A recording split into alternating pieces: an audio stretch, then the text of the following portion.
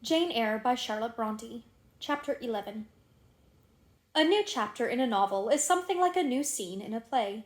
And when I draw up the curtain this time, reader, you must fancy you see a room in the George Inn at Millcote, with such large figured papering on the walls as inn rooms have. Such a carpet, such furniture, such ornaments on the mantelpiece, such prints, including a portrait of George III, and another of the Prince of Wales, and a representation of the death of Wolfe. All this is visible to you by the light of an oil lamp hanging from the ceiling, and by that of an excellent fire, near which I sit in my cloak and bonnet. My muff and umbrella lie on the table, and I am warming away the numbness and chill contracted by 16 hours' exposure to the rawness of an October day. I left Lowton at 4 o'clock a.m., and the Millcote town clock is now just striking 8. Reader, though I look comfortably accommodated, I am not very tranquil in my mind. I thought when the coach stopped here there would be someone to meet me. I looked anxiously round as I descended the wooden steps the boots placed for my convenience, expecting to hear my name pronounced and to see some description of carriage waiting to convey me to Thornfield. Nothing of the sort was visible, and when I asked a waiter if anyone had been to inquire after Miss Eyre, I was answered in the negative, so I had no resource but to request to be shown into a private room, and here I am waiting, while all sorts of doubts and fears are troubling my thoughts. It is a very strange sensation to inexperienced youth to feel itself quite alone in the world, cut adrift from every connection, uncertain whether the port to which it is bound can be reached, and prevented by many impediments from returning to that it has quitted. The charm of adventure sweetens that sensation, the glow of pride warms it. But then the throb of fear disturbs it, and fear with me became predominant when half an hour elapsed and still I was alone. I bethought myself to ring the bell. "Is there a place in this neighborhood called Thornfield?" I asked of the waiter who answered the summons. "Thornfield? I don't know, ma'am. I'll inquire at the bar." He vanished, but reappeared instantly. "Is your name Eyre, miss?" "Yes." "Person here waiting for you." I jumped up, took my muff and umbrella, and hastened into the inn passage. A man was standing by the open door, and in the lamplit street I dimly saw a one-horse conveyance. "This will be your luggage, I suppose?" said the man rather abruptly when he saw me, pointing to my trunk in the passage. "Yes." He hoisted it on to the vehicle, which was a sort of car, and then I got in. Before he shut me up, I asked him how far it was to Thornfield. "A matter of 6 miles." "How long shall we be before we get there?" "Happen an hour and a half." He fastened the car door, climbed to his own seat outside, and we set off. Our progress was leisurely, and gave me ample time to reflect. I was content to be at length so near the end of my journey, and as I leaned back in the comfortable, though not elegant, conveyance, I meditated much at my ease. I suppose, thought I, judging from the plainness of the servant and carriage, Mrs. Fairfax is not a very dashing person. So much the better. I never lived amongst fine people but once, and I was very miserable with them. I wonder if she lives alone, except this little girl. If so, and if she is in any degree amiable, I shall surely be able to get on with her. I will do my best. It is a pity that doing one's best does not always answer. At Lowood, indeed, I took that resolution, kept it, and succeeded in pleasing, but with Mrs. Reed, I remember my best was always spurned with scorn. I pray God Mrs. Fairfax may not turn out a second Mrs. Reed, but if she does, I am not bound to stay with her. Let the worst come to the worst, I can advertise again. How far are we on our road now, I wonder? I let down the window and looked out. Millcote was behind us. Judging by the number of its lights, it seemed a place of considerable magnitude, much larger than Lowton. We were now, as far as I could see, on a sort of common, but there were houses scattered all over the district. I felt we were in a different region to Lowood, more populous, less picturesque, more stirring, less romantic. The roads were heavy, the night misty. My conductor let his horse walk all the way, and the hour and a half extended, I verily believe, to 2 hours. At last he turned in his seat and said, "You're known so far for Thornfield now." Again I looked out. We were passing a church. I saw its low, broad tower against the sky, and its bell was tolling a quarter. I saw a narrow galaxy of lights, too, on a hillside, marking a village or hamlet. About 10 minutes after, the driver got down and opened a pair of gates. We passed through, and they clashed to behind us. We now slowly ascended a drive and came upon the long front of a house. Candlelight gleamed from one curtained bow window. All the rest were dark. The car stopped at the front door. It was opened by a maidservant. I alighted and went in. Will you walk this way, ma'am? Said the girl, and I followed her across a square hall with high doors all round. She ushered me into a room whose double illumination of fire and candle at first dazzled me, contrasting as it did with the darkness to which my eyes had been for 2 hours inured. When I could see, however, a cosy and agreeable picture presented itself to my view. A snug, small room, a round table by a cheerful fire, an armchair, high-backed and old-fashioned, wherein sat the neatest imaginable little elderly lady, in widow's cap, black silk gown, and snowy muslin apron. Exactly like what I had fancied Mrs. Fairfax, only less stately and milder looking. She was occupied in knitting. A large cat sat demurely at her feet. Nothing, in short, was wanting to complete the beau ideal of domestic comfort. A more reassuring introduction for a new governess could scarcely be conceived. There was no grandeur to overwhelm, no stateliness to embarrass, and then, as I entered, the old lady got up and promptly and kindly came forward to meet me. "How do you do, my dear? I am afraid you have had a tedious ride. John drives so slowly. You must be cold. Come to the fire." "Mrs. Fairfax, I suppose?" said I. "Yes, you are right. Do sit down." She conducted me to her own chair, and then began to remove my shawl and untie my bonnet strings. I begged she would not give herself so much trouble. "Oh, it is no trouble. I dare say your own hands are almost numbed with cold. Leah, make a little hot negus and cut a sandwich or two. Here are the keys of the storeroom." And she produced from her pocket a most housewifely bunch of keys, and delivered them to the servant. "Now then, draw nearer to the fire," she continued. "You've brought your luggage with you, haven't you, my dear?" "Yes, ma'am." "I'll see it carried into your room," she said, and bustled out. She treats me like a visitor, thought I. I little expected such a reception. I anticipated only coldness and stiffness. This is not like what I have heard of the treatment of governesses, but I must not exult too soon. She returned. With her own hands, cleared her knitting apparatus and a book or two from the table to make room for the tray which Leah now brought, and then herself handed me the refreshments. I felt rather confused at being the object of more attention than I had ever before received, and that, too, shown by my employer and superior. But as she did not herself seem to consider she was doing anything out of her place, I thought it better to take her civilities quietly. "Shall I have the pleasure of seeing Miss Fairfax tonight?" I asked, when I had partaken of what she offered me. "What did you say, my dear? I'm a little deaf," returned the good lady, approaching her ear to my mouth. I repeated the question more distinctly. "Miss Fairfax? Oh, you mean Miss Varens. Varens is the name of your future pupil." "Indeed? Then she is not your daughter?" "No, I have no family."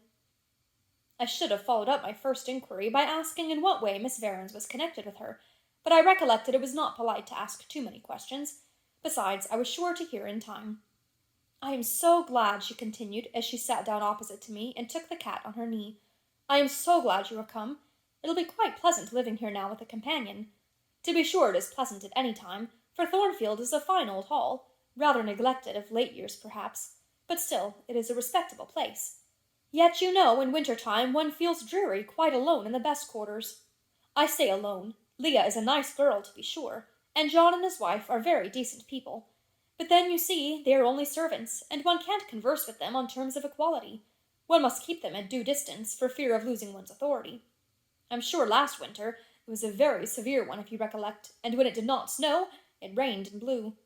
Not a creature but the butcher and postman came to the house, from November till February, and I really got quite melancholy with sitting night after night alone. I had Leah in to read to me sometimes, but I don't think the poor girl liked the task much. She felt it confining. In spring and summer one got on better.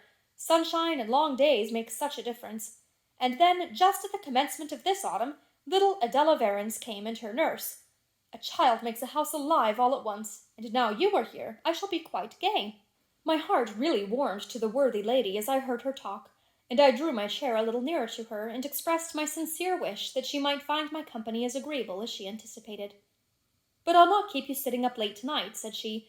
"It is on the stroke of 12 now, and you have been travelling all day. You must feel tired. If you've got your feet well warmed, I'll show you your bedroom. I've had the room next to mine prepared for you. It is only a small apartment, but I thought you would like it better than one of the large front chambers. To be sure, they have finer furniture, but they are so dreary and solitary, I never sleep in them myself." I thanked her for her considerate choice, and as I really felt fatigued with my long journey, expressed my readiness to retire. She took her candle, and I followed her from the room. First she went to see if the hall door was fastened. Having taken the key from the lock, she led the way upstairs. The steps and banisters were of oak. The staircase window was high and latticed. Both it and the long gallery into which the bedroom doors opened looked as if they belonged to a church rather than a house. A very chill and vault-like air pervaded the stairs and gallery, suggesting cheerless ideas of space and solitude, and I was glad, when finally ushered into my chamber, to find it of small dimensions and furnished in ordinary modern style. When Mrs. Fairfax had bidden me a kind good night, and I had fastened my door, gazed leisurely round, and in some measure effaced the eerie impression made by that wide hall, that dark and spacious staircase, and that long, cold gallery, by the livelier aspect of my little room, I remembered that, after a day of bodily fatigue and mental anxiety, I was now at last in safe haven. The impulse of gratitude swelled my heart, and I knelt down at the bedside and offered up thanks where thanks were due, not forgetting, ere I rose, to implore aid on my further path, and the power of meriting the kindness which seemed so frankly offered me before it was earned. My couch had no thorns in it that night, my solitary room no fears. At once, weary and content, I slept soon and soundly. When I awoke, it was broad day. The chamber looked such a bright little place to me as the sun shone in between the gay blue chintz window curtains, showing papered walls and a carpeted floor, so unlike the bare planks and stained plaster of Lowood that my spirits rose at the view. Externals have a great effect on the young. I thought that a fairer era of life was beginning for me, one that was to have its flowers and pleasures, as well as its thorns and toils. My faculties, roused by the change of scene, the new field offered to hope, seemed all astir. I cannot precisely define what they expected, but it was something pleasant, not perhaps that day or that month, but at an indefinite future period. I rose. I dressed myself with care, obliged to be plain, for I had no article of attire that was not made with extreme simplicity. I was still by nature solicitous to be neat. It was not my habit to be disregardful of appearance or careless of the impression I made. On the contrary, I ever wished to look as well as I could, and to please as much as my want of beauty would permit. I sometimes regretted that I was not handsomer. I sometimes wished to have rosy cheeks, a straight nose, and small cherry mouth. I desired to be tall, stately, and finely developed in figure. I felt it a misfortune that I was so little, so pale, and had features so irregular and so marked. And why had I these aspirations and these great regrets? It would be difficult to say. I could not then distinctly say it to myself. Yet I had a reason, and a logical, natural reason too. However, when I had brushed my hair very smooth, and put on my black frock, which, Quaker-like as it was, at least had the merit of fitting to a nicety, and adjusted my clean white tucker, I thought I should do respectably enough to appear before Mrs. Fairfax, and that my new pupil would not at least recoil from me with antipathy. Having opened my chamber window, and seen that I left all things straight and neat on the toilet table, I ventured forth. Traversing the long and matted gallery, I descended the slippery steps of oak. Then I gained the hall. I halted there a minute. I looked at some pictures on the walls. One, I remember, represented a grim man in a cuirass, and one a lady with powdered hair and a pearl necklace, at a bronze lamp pendant from the ceiling, at a great clock whose case was of oak, curiously carved, and ebon black with time and rubbing. Everything appeared very stately and imposing to me, but then I was so little accustomed to grandeur. The hall door, which was half of glass, stood open. I stepped over the threshold. It was a fine autumn morning. The early sun shone serenely on embrowned groves and still green fields. Advancing onto the lawn, I looked up and surveyed the front of the mansion. It was 3 stories high, of proportions not vast, though considerable. A gentleman's manor house, not a nobleman's seat. Battlements round the top gave it a picturesque look.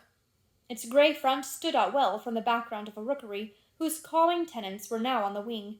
They flew over the lawn and grounds to alight in a great meadow, from which these were separated by a sunk fence, and where an array of mighty old thorn trees, strong, knotty, and broad as oaks, at once explained the etymology of the mansion's designation. Farther off were hills, not so lofty as those round Lowood, nor so craggy, nor so like barriers of separation from the living world, but yet quiet and lonely hills enough, and seeming to embrace Thornfield with a seclusion I had not expected to find existent so near the stirring locality of Millcote. A little hamlet, whose roofs were blent with trees, straggled up the side of one of these hills. The church of the district stood nearer Thornfield. Its old tower-top looked over a knoll between the house and gates. I was yet enjoying the calm prospect and pleasant fresh air, yet listening with delight to the cawing of the rooks, yet surveying the wide, hoary front of the hall, and thinking what a great place it was for one lonely little dame like Mrs. Fairfax to inhabit, when that lady appeared at the door. "What, out already?" said she. "I see you were an early riser." I went up to her, and was received with an affable kiss and shake of the hand. "How do you like Thornfield?" she asked. I told her I liked it very much. "Yes," she said, "it is a pretty place, but I fear it will be getting out of order, unless Mr. Rochester should take it into his head to come and reside here permanently, or, at least, visit it rather oftener. Great houses and fine grounds require the presence of the proprietor." "Mr. Rochester!" I exclaimed. "Who is he?" "The owner of Thornfield," she responded quietly. "Did you not know he was called Rochester?" Of course I did not. I had never heard of him before, but the old lady seemed to regard his existence as a universally understood fact, with which everybody must be acquainted by instinct. "I thought," I continued, "Thornfield belonged to you." "To me? Bless you, child, what an idea! To me! I am only the housekeeper, the manager. To be sure, I am distantly related to the Rochesters by the mother's side, or at least my husband was. He was a clergyman, incumbent of Hay, that little village yonder on the hill, and that church near the gates was his. The present Mr. Rochester's mother was a Fairfax, and second cousin to my husband, but I never presume on the connection. In fact, it is nothing to me. I consider myself quite in the light of an ordinary housekeeper. My employer is always civil, and I expect nothing more." "And the little girl, my pupil?" "She is Mr. Rochester's ward. He commissioned me to find a governess for her. He intended to have her brought up in Shire, I believe. Here she comes with her bonne, as she calls her nurse." The enigma then was explained. This affable and kind little widow was no great dame, but a dependent like myself. I did not like her the worse for that. On the contrary, I felt better pleased than ever. The equality between her and me was real, not the mere result of condescension on her part. So much the better. My position was all the freer. As I was meditating on this discovery, a little girl, followed by her attendant, came running up the lawn. I looked at my pupil, who did not at first appear to notice me. She was quite a child, perhaps 7 or 8 years old, slightly built, with a pale, small-featured face, and a redundancy of hair falling in curls to her waist. "Good morning, Miss Adela," said Mrs. Fairfax. "Come and speak to the lady who is to teach you, and to make you a clever woman some day." She approached. "C'est là ma gouvernante," said she, pointing to me, and addressing her nurse, who answered, "Mais oui, certainement." "Are they foreigners?" I inquired, amazed at hearing the French language. "The nurse is a foreigner, and Adela was born on the continent, and, I believe, never left it till within 6 months ago. When she first came here, she could speak no English. Now she can make shift to talk it a little. I don't understand her, she mixes it so with French, but you will make out her meaning very well, I dare say."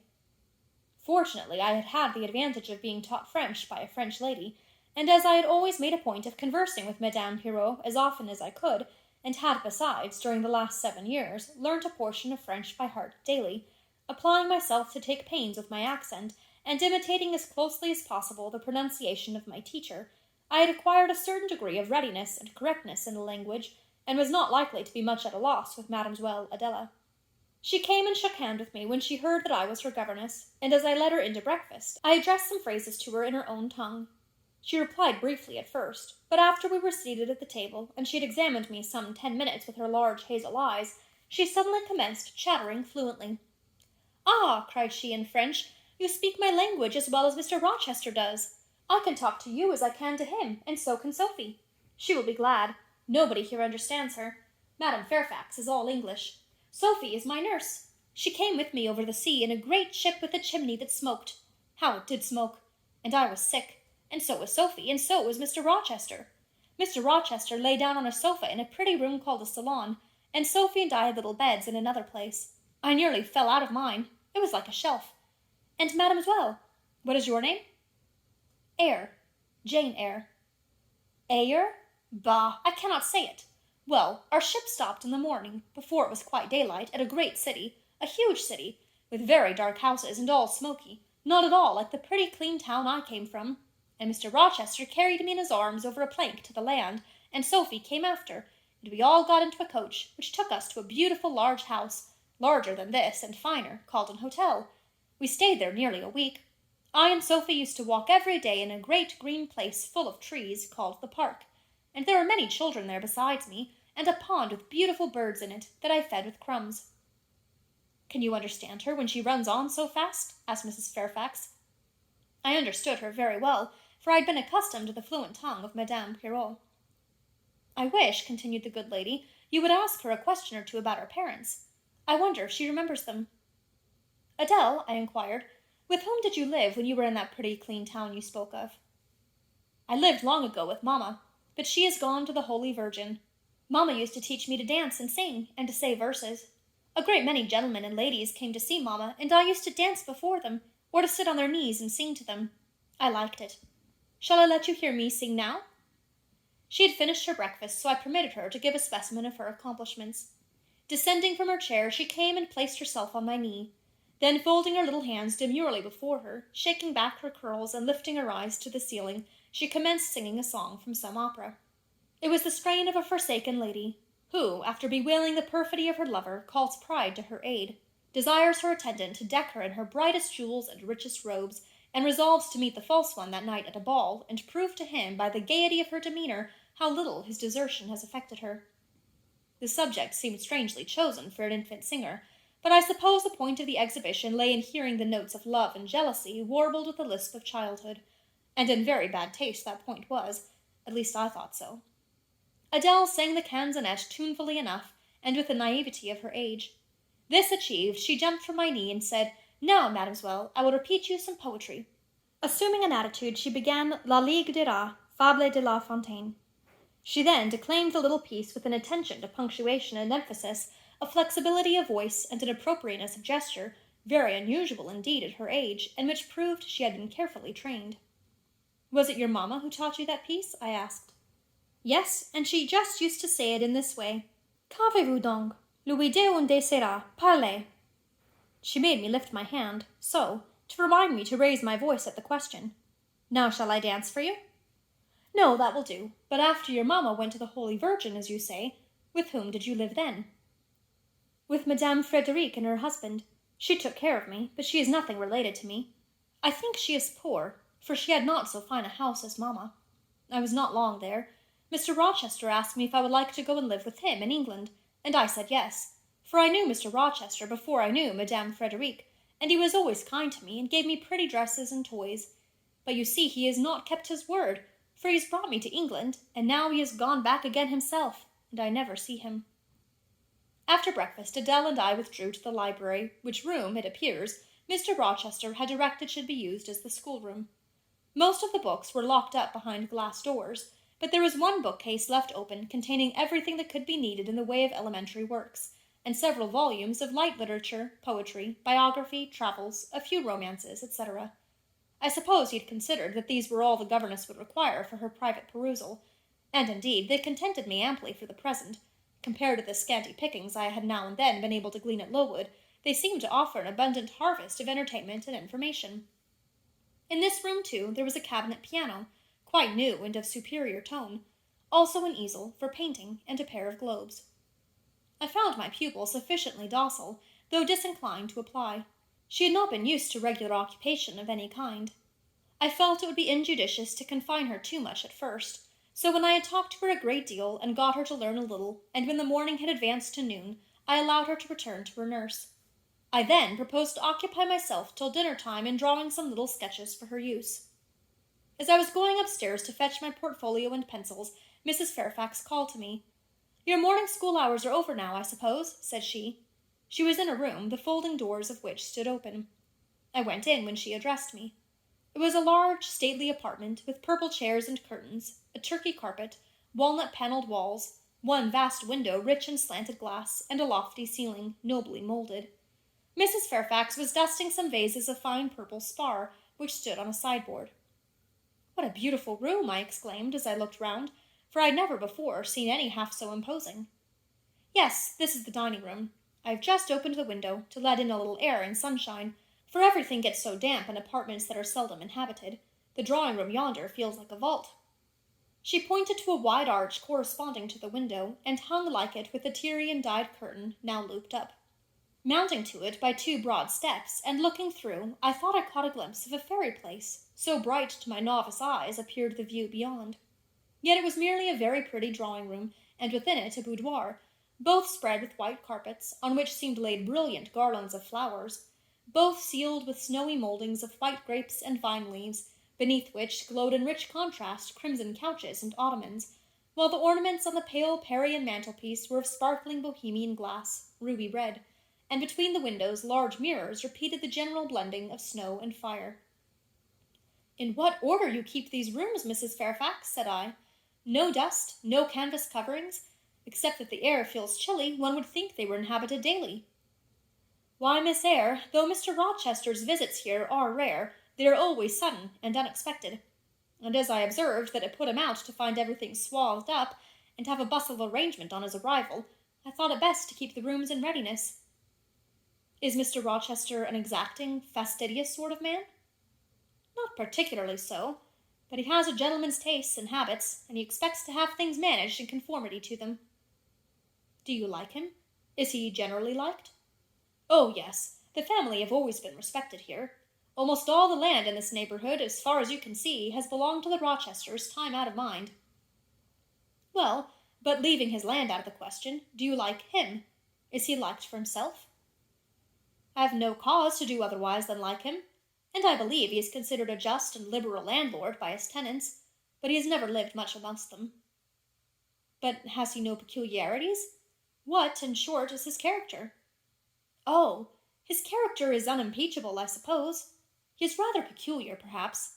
He has travelled a great deal, and seen a great deal of the world, I should think. I dare say he is clever, but I never had much conversation with him." "In what way is he peculiar?" "I don't know. It is not easy to describe. Nothing striking, but you feel it when he speaks to you. You cannot be always sure whether he is in jest or earnest, whether he is pleased or the contrary.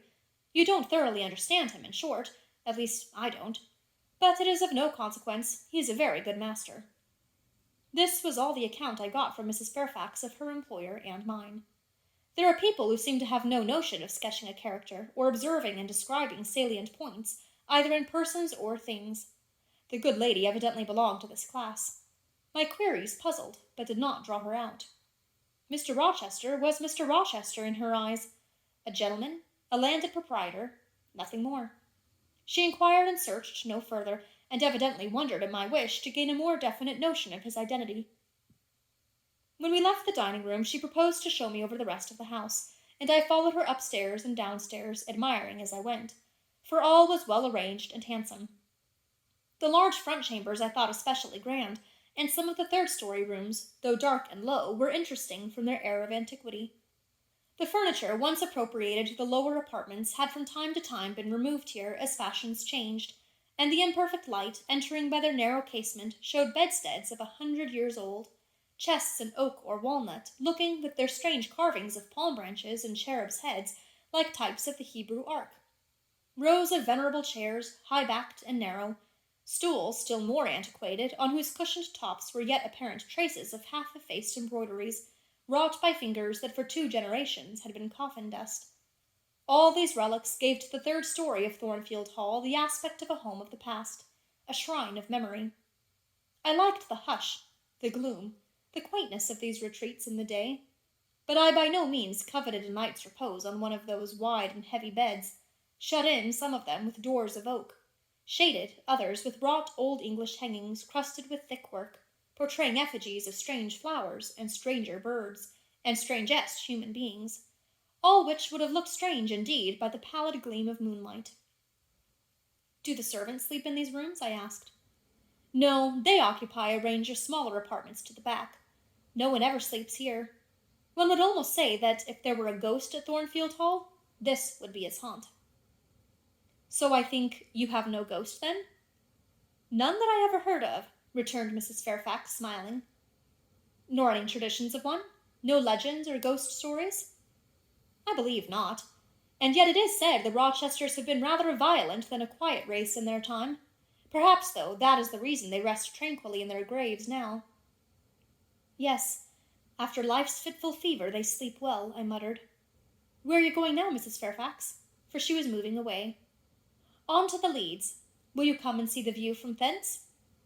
I followed still, up a very narrow staircase to the attics, and thence by a ladder and through a trap-door to the roof of the hall. I was now on a level with the crow colony, and could see into their nests. Leaning over the battlements and looking far down, I surveyed the grounds laid out like a map, the bright and velvet lawn closely girdling the grey base of the mansion, the field, wide as a park, dotted with its ancient timber, the wood, dun and sere, divided by a path visibly overgrown, greener with moss than the trees were with foliage, the church at the gates, the road, the tranquil hills, all reposing in the autumn day's sun, the horizon bounded by a propitious sky, azure, marbled with pearly white. No feature in the scene was extraordinary, but all was pleasing. When I turned from it and repassed the trap-door, I could scarcely see my way down the ladder. The attic seemed black as a vault compared with that arch of blue air to which I had been looking up, and to that sunlit scene of grove, pasture, and green hill, of which the hall was the center, and over which I had been gazing with delight. Mrs. Fairfax stayed behind a moment to fasten the trap-door. I, by drift of groping, found the outlet from the attic, and proceeded to descend the narrow garret staircase. I lingered in the long passage to which this led, separating the front and back rooms of the third story, narrow, low, and dim, with only one little window at the far end, and looking with its 2 rows of small black doors all shut, like a corridor in some Bluebeard's castle. While I paced softly on, the last sound I expected to hear in so still a region, a laugh, struck my ear. It was a curious laugh, distinct, formal, mirthless. I stopped. The sound ceased only for an instant. It began again, louder, for at first, though distinct, it was very low. It passed off in a clamorous peal that seemed to wake an echo in every lonely chamber, though it originated but in one, and I could have pointed out the door whence the accents issued. "Mrs. Fairfax," I called out, for I now heard her descending the great stairs. "Did you hear that loud laugh? Who was it?" "Some of the servants, very likely," she answered. "Perhaps Grace Poole."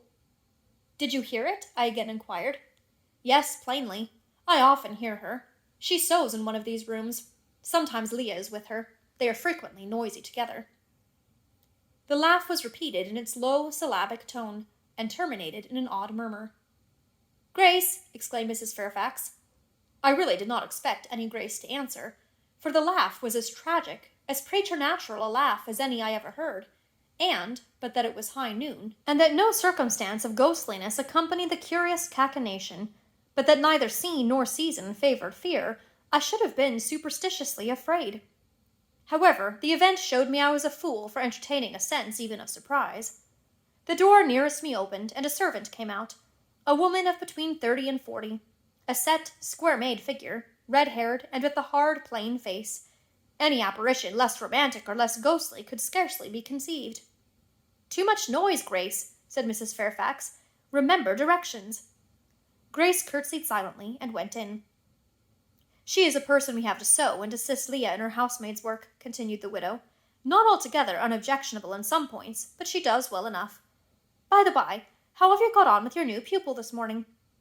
The conversation, thus turned on Adele, continued till we reached the light and cheerful region below. Adele came running to meet us in the hall, exclaiming, "Mesdames, vous êtes servies," adding, "J'ai bien faim, moi." We found dinner ready and waiting for us in Mrs. Fairfax's room.